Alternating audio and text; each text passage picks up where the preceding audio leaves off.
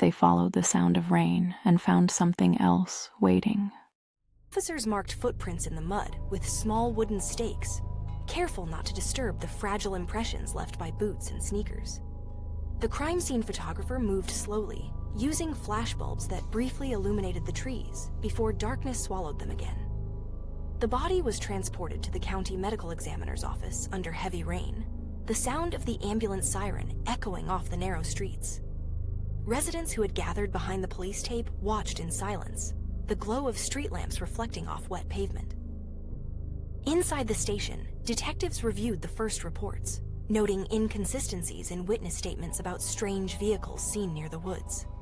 The local dispatcher fielded calls from frightened citizens, claiming to have heard chanting or seen fires on the outskirts of town. Most of these calls led nowhere, but they added to the growing sense of unease.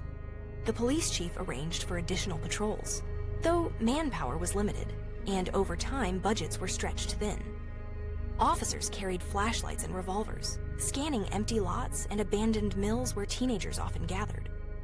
The medical examiner's preliminary findings confirmed that the victim had been killed elsewhere and left in the woods, deepening the mystery. The press conference that followed was brief and tense, with reporters pressing for details the department refused to release. The town, once defined by the hum of textile machinery, now pulsed with rumor and fear. Even those who dismissed talk of cults could not ignore the unease that settled over their neighborhoods.